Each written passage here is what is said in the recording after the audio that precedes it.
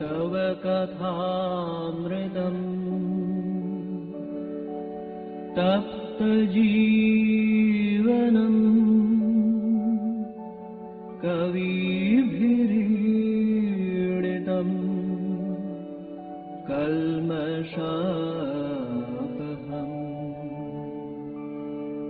श्रवणमङ्गलम् श्रीमदाततम् भुवि गृह्णन्ति ये भूरिदा जनाः भुवि गृह्णन्ति ये भूरिदा जनाः।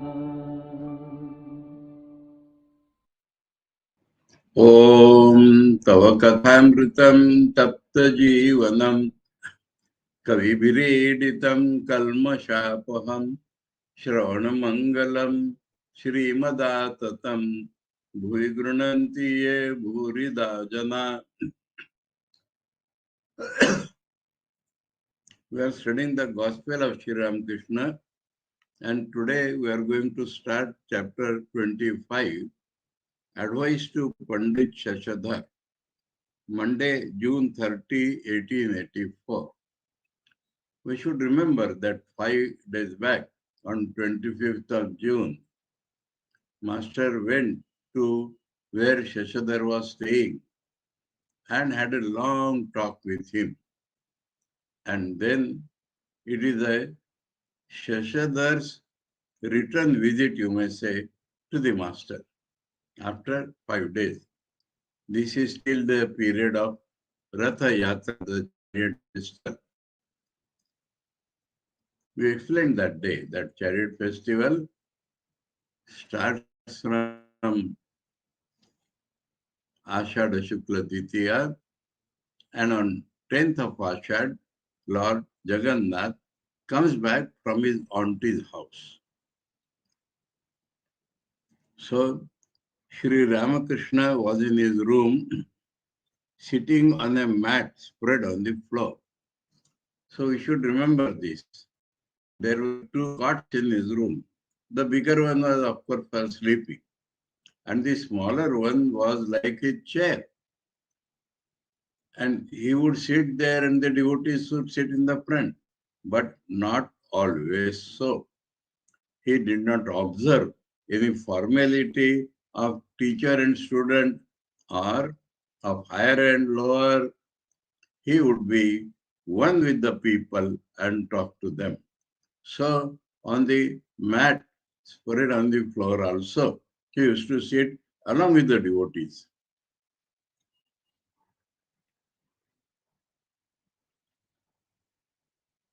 Pandit Shashadhar and a few devotees were with him on the mat, as many as could sit on that mat, and the rest sat on the bare floor. They didn't mind it, neither he. Neither formality of greater and smaller, not a forced formality of equality. That also is a formality. But in the room, on the floor, a mat was spread, and he sat there with Shashadhar, to whom he is talking, and a few devotees who could manage to sit on the mat. And they didn't spread mat throughout the floor of the room. So other people sat on the bare floor. So he did not deliberately sit higher than other people, nor forced equality with the people. So that is no formality in between. He is as free as a bird. Surendra, Baburam, M. Harish, Lattu, Hazra, and others were present. It was about 4 o'clock in the afternoon. Now there are others on the mat who are on the floor. Master Masha does not mention it. He does not feel it necessary. He has described the scene that Shashadhar with Thakur was specially talking. So he and Thakur sat on the mat, and Whoever could sit on the mat sat on the mat, the rest on the bare floor. Sri Ramakrishna had met Pandit Shashadhar 6 days before in Calcutta. Now you count the day, that is the 6th day. So we say 5 days before because the date is given June 25. But it can also be said because this is the 6th day, that it was 6 days before. And now the Pandit had come to Dakshineshwar to visit the master. Bhudhar Chattopadhyay and his elder brother, the Pandit's host, were with him.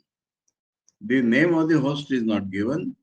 His younger brother Bhudev was known to Master Mahachaya, so his name is given. And both of them had come with Shashadhar to escort him and to visit Sri Ramakrishna. The Pandit was a follower of the path of Jnana. He used to teach the meaning of rituals to people, and it seemed that it was a part of Jnana, because he is trying to analyze and understand everything. And because his trend was not toward bhakti, which requires the heart, he has called a Pandit. So his buddhi was working more. So analytical approach he had, and so he is called the follower of the path of Jnana.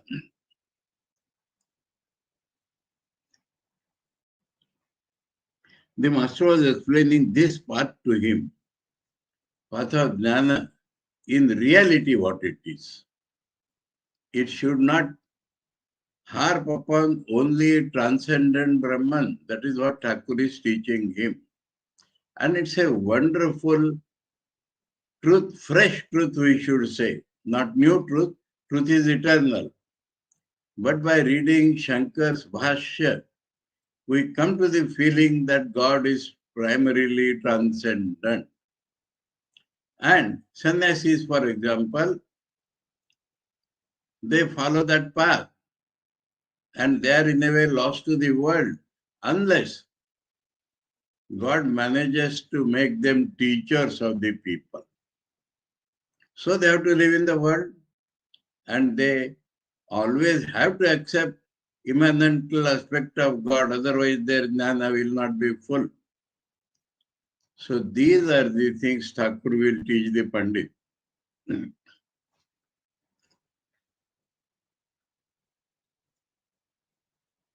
He said, Thakur said, Nitya and Leela are the two aspects of one and the same reality.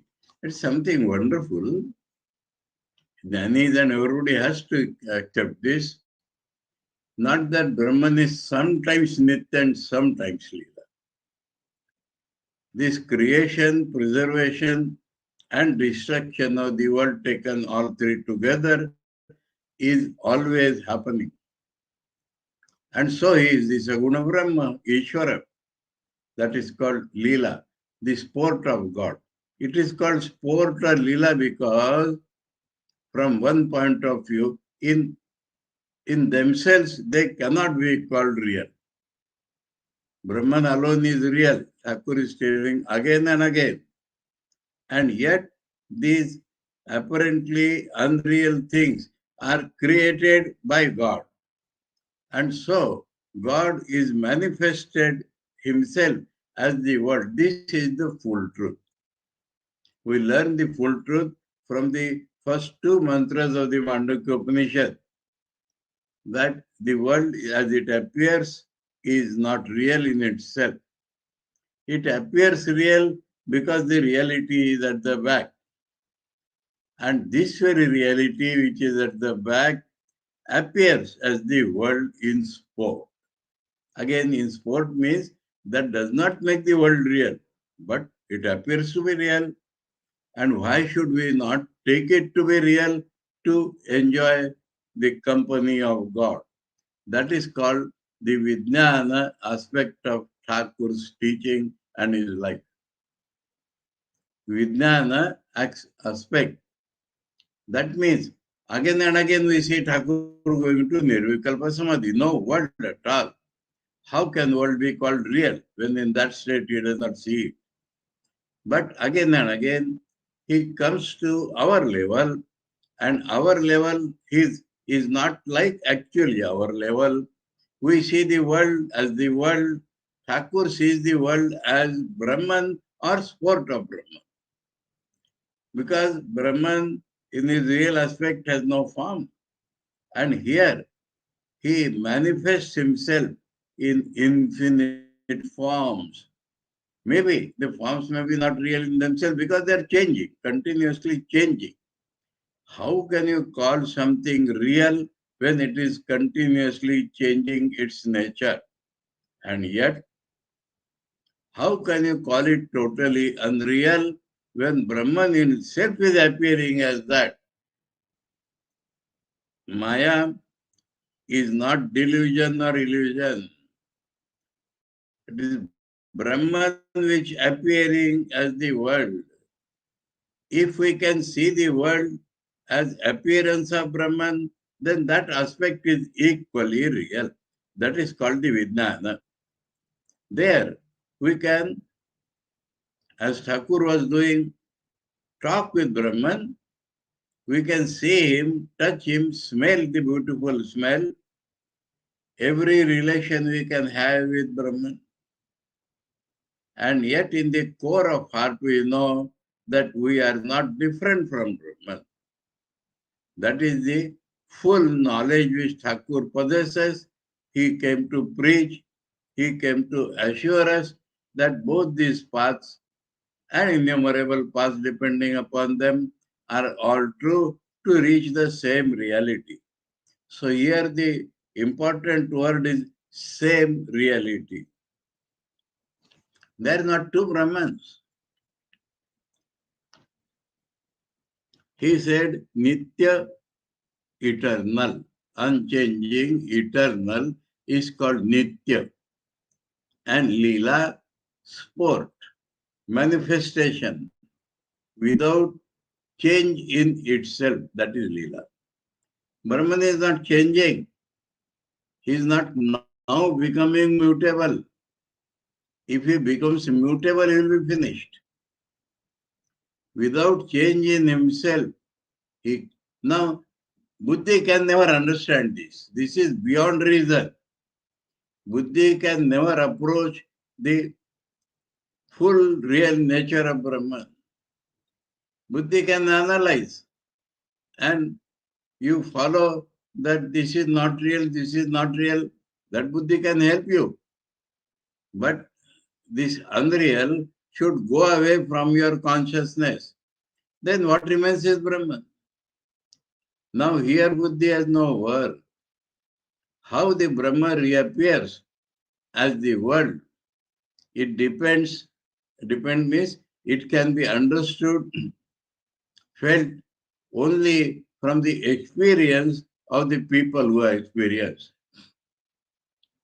They see that the whole world vanishes into reality one without a second, because their ego also does not remain to see. They experience within themselves that the world has vanished. And what can we call it? One without a second. And again they see that very one without, again they see the world being manifested.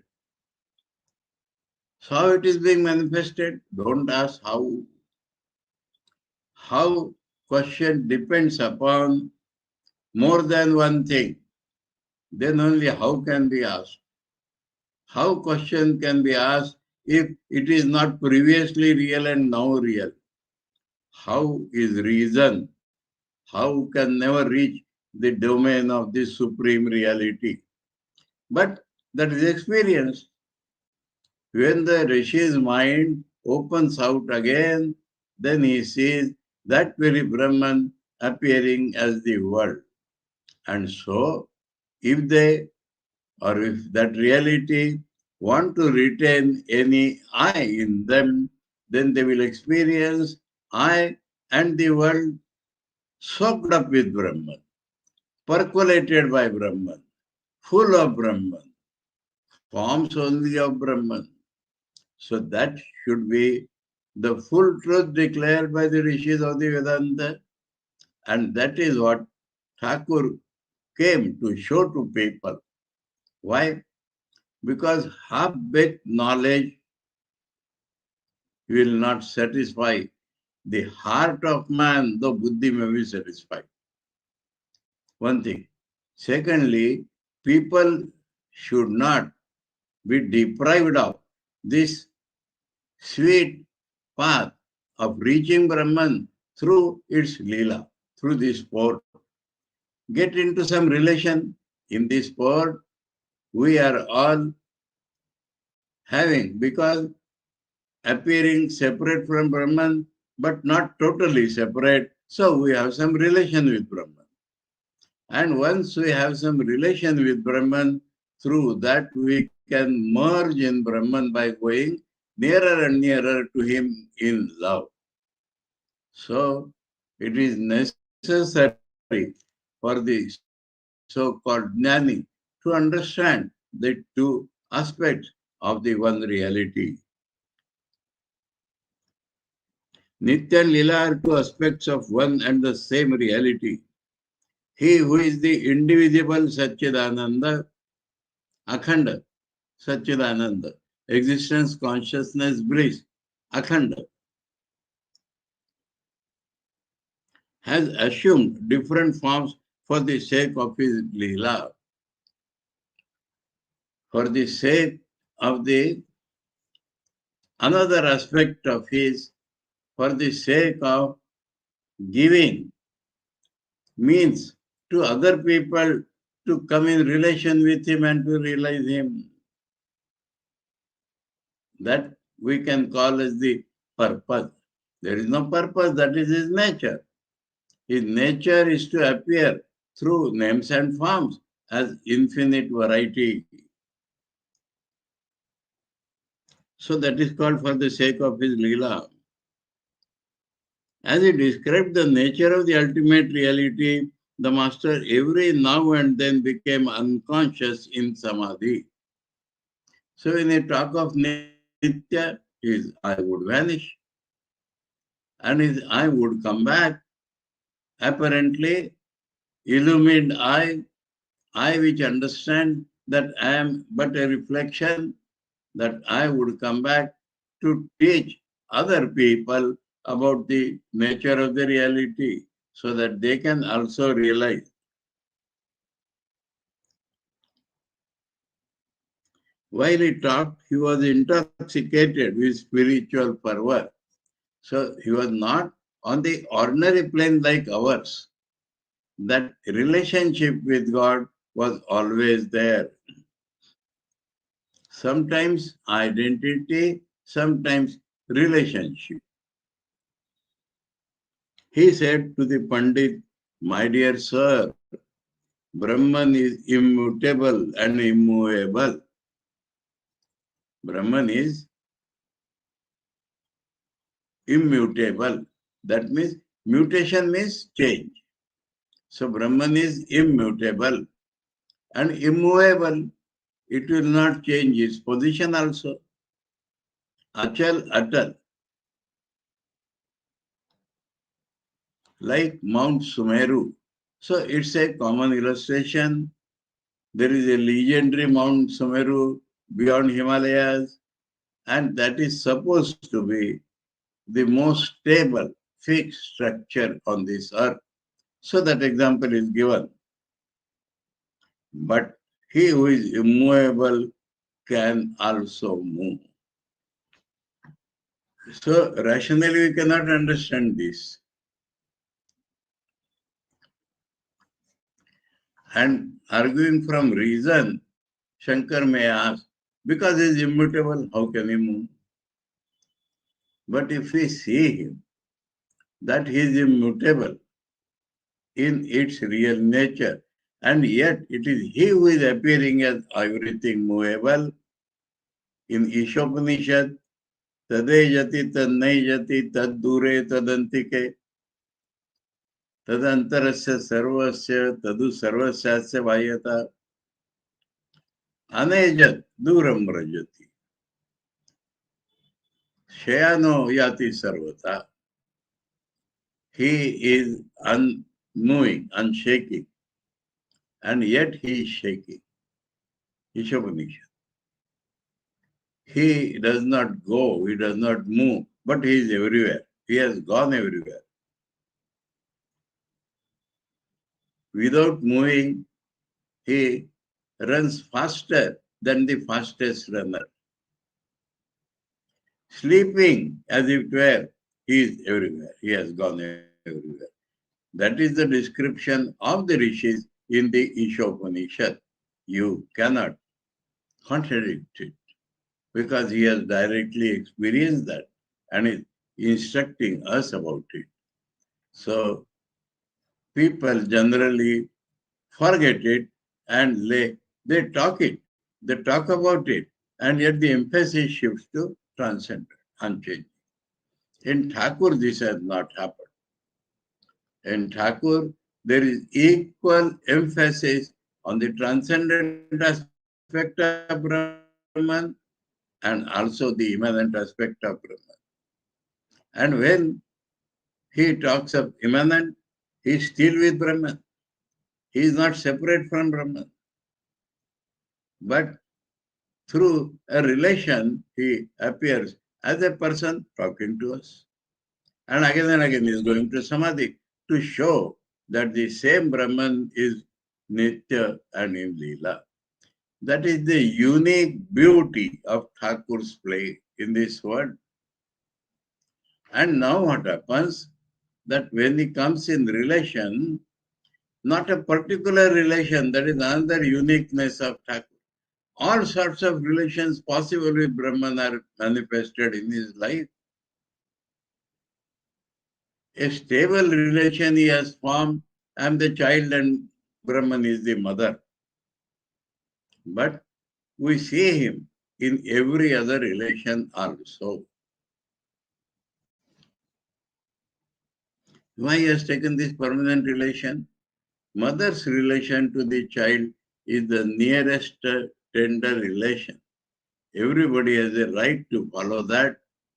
He may like any other relation. And Thakur is an ideal example for him. Thakur teaches also that relation how to grow. And yet, as a natural, stable relation, Thakur is showing is the child and God is the mother.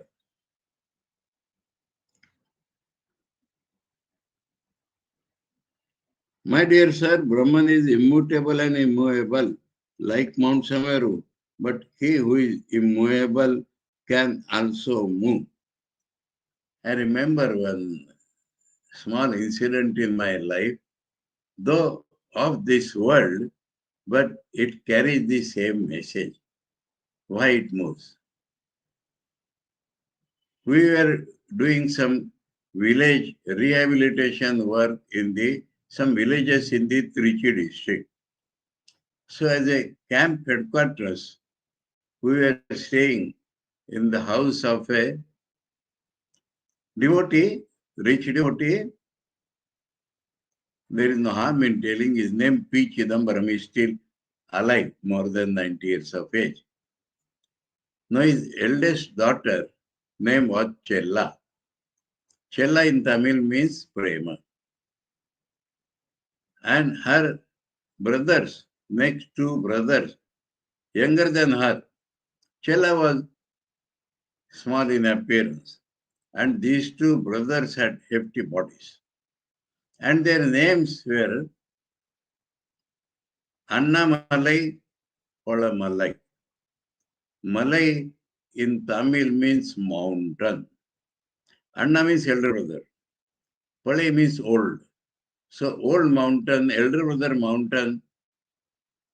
So, and her mother told us that she used to look after them. The mother was busy in other things, and this eldest daughter would look after the elder two sons. Out of a humor, I asked her, your name is Chella. I asked, what is the meaning? She said, Prema. Your name is Prema and you are appearing small, and your brothers' names are mountains and they appear huge. How did you manage them? And she replied, Maharaj, you should know that love can move mountains. Understood? I remembered that.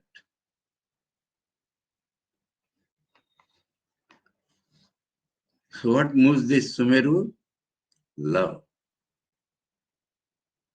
And that is why Thakur is continuously prescribing love. There is another unique feature of Thakur compared to the old teachers. Love is the force which transforms a man. Intellect can make you understand, but to transform you, the force of love is necessary.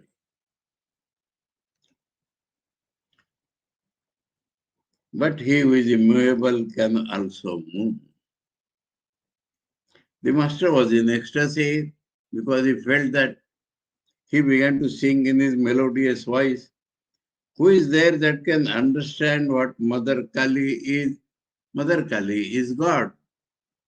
Even the 6 darshanas are powerless to reveal her. This is important. This is not just a emotional eulogy. There are 6 systems of Orthodox Indian philosophy. Orthodox means they all believe in the Vedas to less or more extent. The highest, because it believes fully in Vedas, is Vedanta. So like that, there are 6 systems.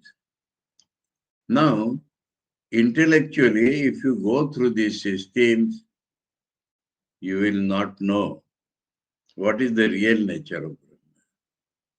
Real nature of Brahman cannot be known by the buddhi. You can realize it, and then only you can know what really it is. It is not only beyond description, but it is beyond comprehension by the buddhi. Swami Vivekananda, in his song on Samadhi, experience, he says in Bengali, Boje Pran Boje Jar. He only understands correctly who realizes him. Pran in Bengali generally represents the heart. And heart understands means realizes. So intellectually, you can understand the real nature of Brahman, not intellectually. You can understand the real nature of Brahman only by realization. Otherwise, there are systems of philosophy, and systems of philosophy are construction of human's brain. As much from the Vedas you can take, but finally you are constructing by your intellect. So, these 6 methods of philosophy, they cannot realize Brahman. To realize Brahman, you have to imbibe that philosophy, do sadhana. Thakur again and again tells, do austerities, love God, and then you will reach Him. Even the 6 darshanas are powerless to reveal her. Even because ordinary intellect cannot reveal her, and those who have superior intellect believe in the Vedas, even they cannot intellectually understand her. He went on, is mother merely a simple woman, born as others are born? How God appears to have form. That is called the birth. Only by chanting her holy name does Shiva survive the deadly poison. This is an Indian legend. The gods and the asuras understood, or somebody told them, that in the ocean there is nectar. which will make you live forever. So they wanted to churn it. And so they decided to make two teams, gods on one side, asuras on one side. And there is a legendary serpent, Vasuki. They made a rope out of it and this big mound as the churner. God helped them by becoming the tortoise to support their churning rod. Otherwise, it would go and touch the bottom and they cannot churn. Now they started churning. The nectar did not come. So many other jewels came. But along with jewels, Lakshmi herself came. The Kaustubamani came. A horse came, an elephant came. But the deadliest imaginable poison came, named Hala. Now, it came out of churning the ocean. So from all parts of the ocean, it has collected and come. So it is the deadliest. If you throw back in the ocean animals will die because it is now concentrated. If it falls on earth, the earth will become barren, everything will die. And so it became a new danger. Churning for getting nectar. And as the result, before nectar came poison. So Shiva, he is normally called the Lord of Destruction, but he is equally protecting the earth in different ways. Vishnu may defeat the Asuras and protect the world, but Shiva also is a protector. How? He took up that poison and drank it. Now it started burning in his system. But he knew that if he dissociates his mind from the body in samadhi, then it can have no effect anywhere. And so he drank it and sat in meditation, entered into samadhi. By that time, the poison had come up to his throat. And so the throat became blue or black. And that is why one of the Shiva's names is Nilakanta. And so he digested it. That allowed we, humanity, to live on this earth, all living beings on this earth. Another story connected with, I'll tell you. In Uttarakhand, in the Himalayan kingdom, at least the sannyasis, other people also, they do not kill the poisonous insects, snake, scorpion, they do not kill. They say they are companions of Shiva. Rather, when Shiva drank the poison, the foam dropped here and there, and it is from that these beings have been born, and so we should not kill them. Anyway, so that is Shiva. Now here in this song, how Shiva could digest that? Because he has a power, and that power itself is Mother Kali. So because of that power only he could digest. So that is put as an allegory or legend story that because of you only Shiva could digest the poison. That is the whole story. Only by chanting her holy name does Shiva survive the deadly poison.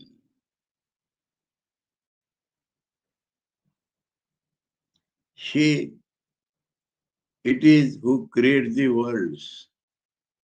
She who preserves and destroys. So she destroys, shows that the world is not eternal, world is changing, world is unreal, but it is temporarily real also. Why should we lose that?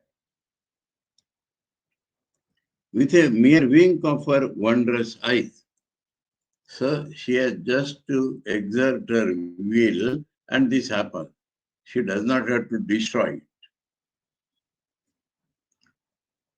She holds the universe in her womb.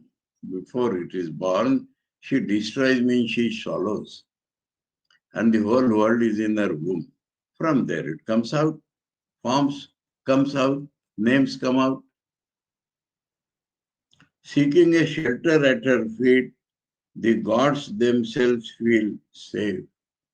Gods are different cosmic powers. How they feel safe? By taking shelter at her feet. And Mahadeva, God of gods, lies prostrate underneath her feet. So this is another legend. Gods, all the powers of gods became united to kill some deadly demons.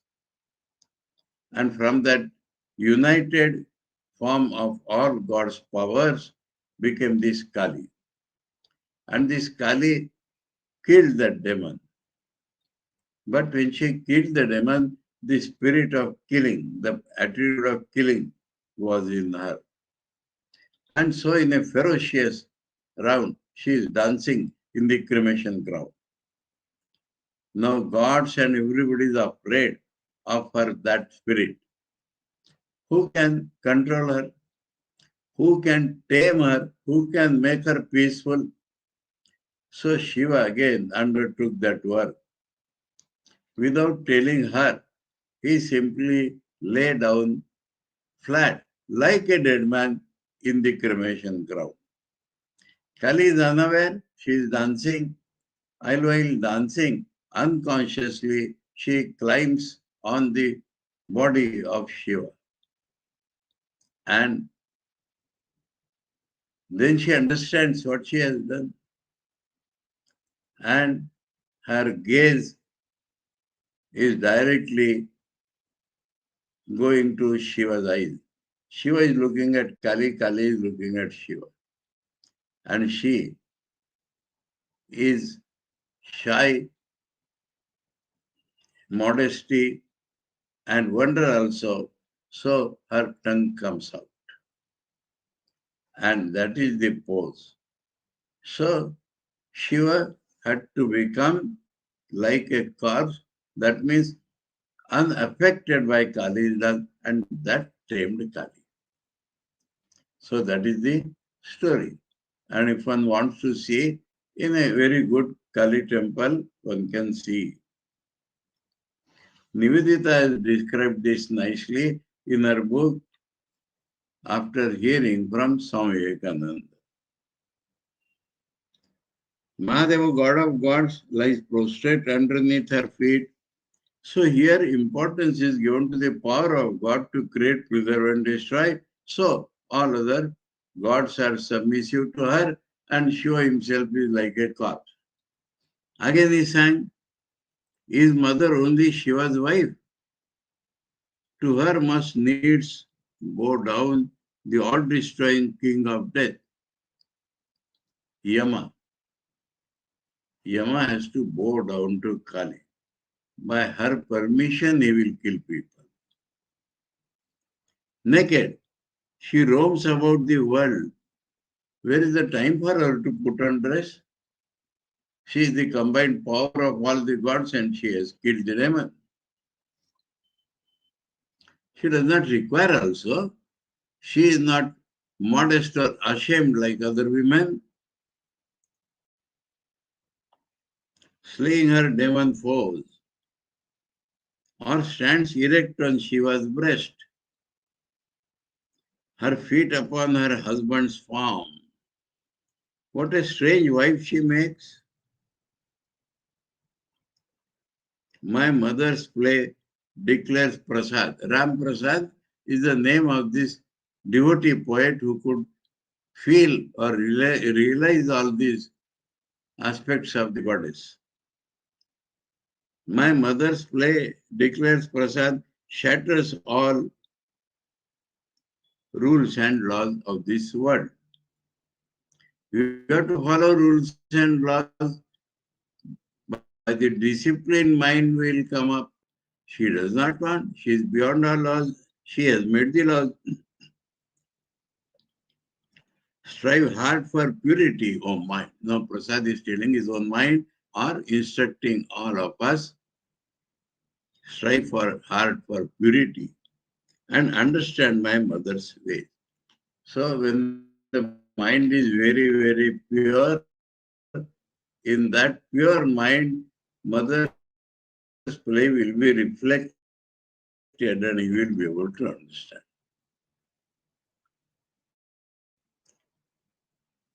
It is not by intellectual, analytical power.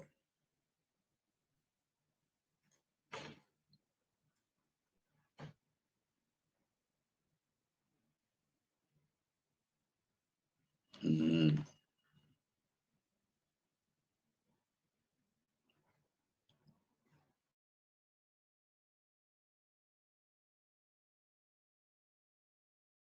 Okay. Okay. No need to bother.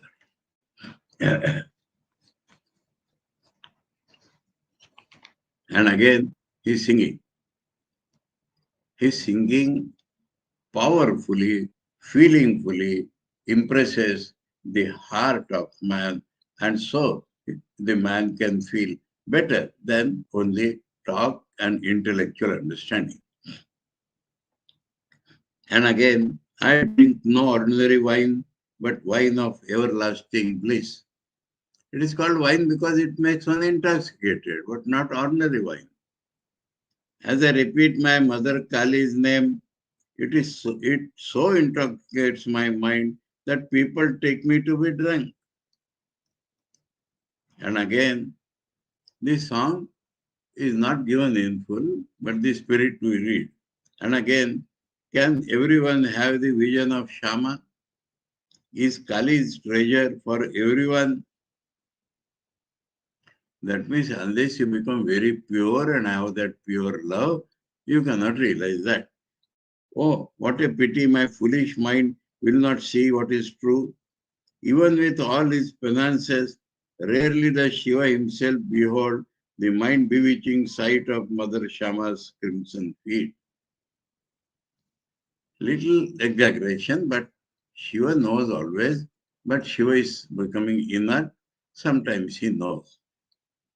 To him who meditates on her, the riches of heaven are poor indeed.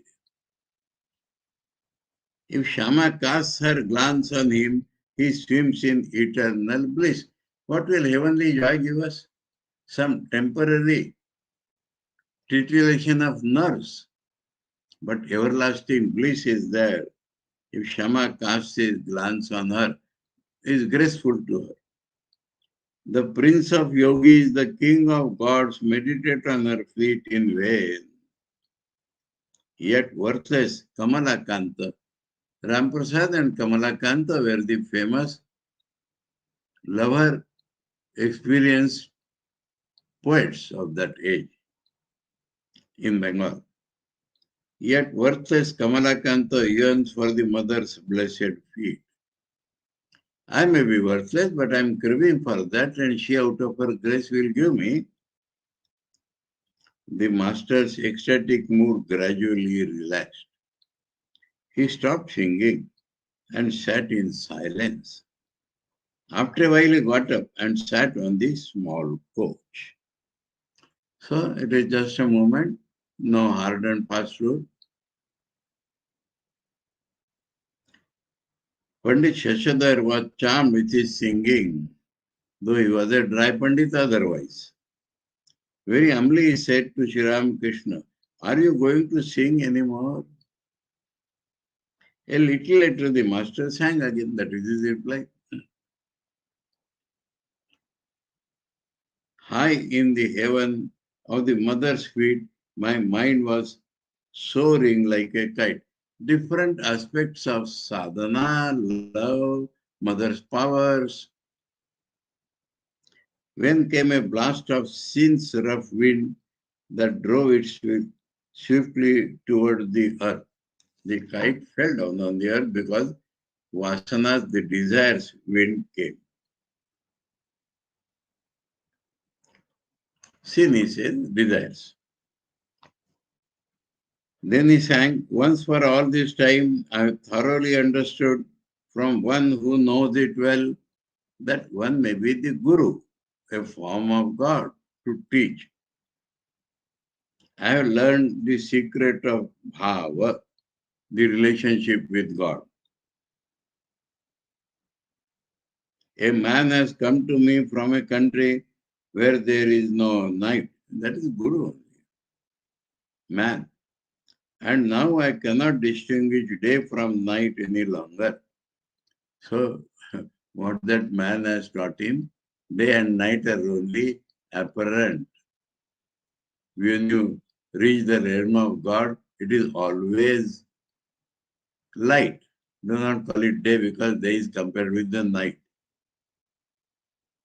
Rituals and devotions have all grown profitless for me. Rituals and devotions, acts of devotion, are to raise the mind towards God. But once it has reached God, these are meaningless. One need not stick to them. One need not perpetuate that doership. My sleep is broken. How can I slumber anymore? Sleep means unawareness of one's own real nature. That is broken. One has come to know the truth. How can I slumber anymore? So once the knowledge dawns, it will never go. For now I am wide awake in the sleeplessness of yoga. That is called yoga, sleeplessness, because he is wide awake. Always he knows the real nature of God and himself, though apparently he may be waking, dreaming, or sleep.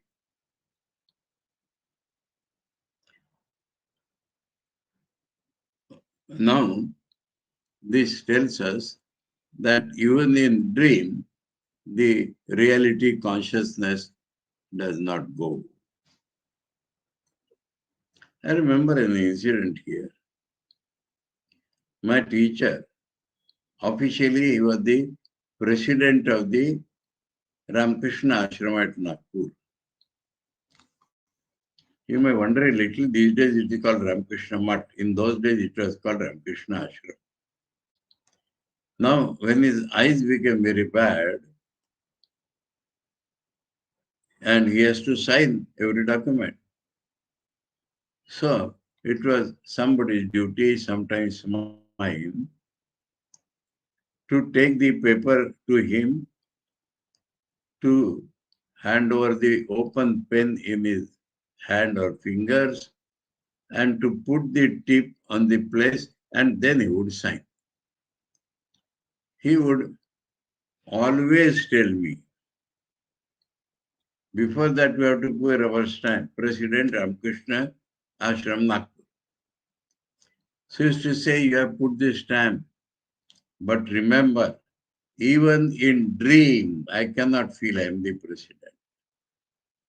So the knowledge reaches the dream state also. It must be reaching the deep sleep, but how can we know it? So we know up to dream.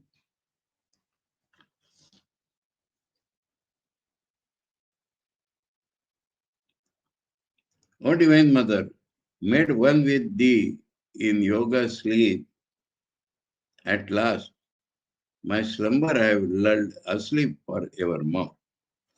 So that is the way to put my sleep itself. I put to sleep. That means it will never trouble me. Now I am always awake because of the knowledge you have granted me. It is called yoga sleep, samadhi.